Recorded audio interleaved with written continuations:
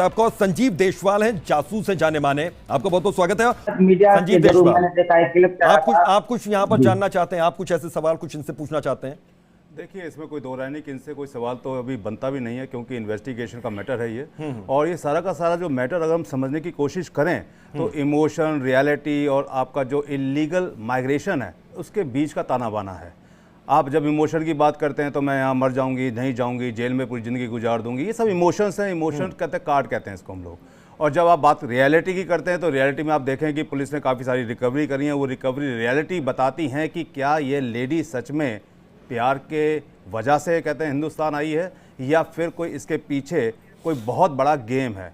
अगर हम इन्वेस्टिगेशन को समझें तो इन्वेस्टिगेशन में होता क्या है, एक अंडर कवर ऑपरेशंस होते हैं।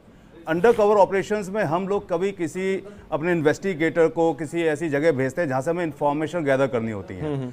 लेकिन इसके अंदर जब हम बात देश की, एक दूसरे देश की बात करते हैं, जहाँ पे इंटरनेशनल स्पाई की बात करते हैं, तो वहाँ पे देखने में ये आया है कि हमें इंफॉर्मेशन जल्दी नहीं चाहिए। हमें इंफॉर्मेशन हो सकता है 2-4 साल के बाद चाहिए हो, 5 साल के बाद चाहिए हो।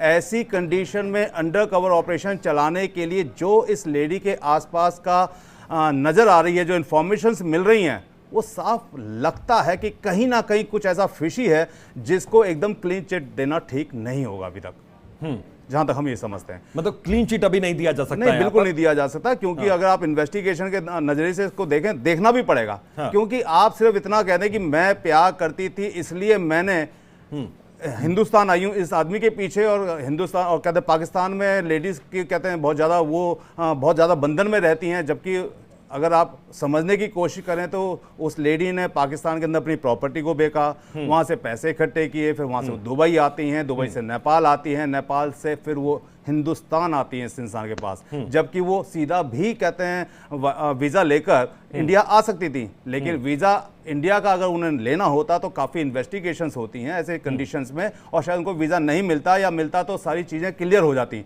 लेकिन उन्होंने वीज़ा ना लेकर उन्होंने पहले दुबई का वीज़ा लिया।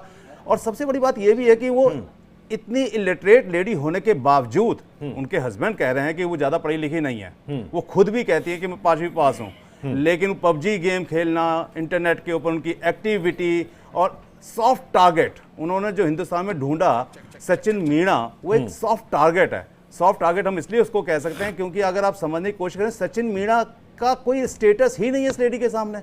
ना आप उसको पर्सनैलिटी में देख सकते हैं, ना आप उसको एजुकेशन में देख सकते हैं, ना उसको आप फाइनेंसेस में देख सकते हैं, ना आप एज मैटर में देख सकते हैं। कहीं से कहीं भी तो नहीं जुड़ता आपस में। यानी इन चीजों पर शक हो सकता है कि इतनी आसानी से एंट्री क्यों मिल गई।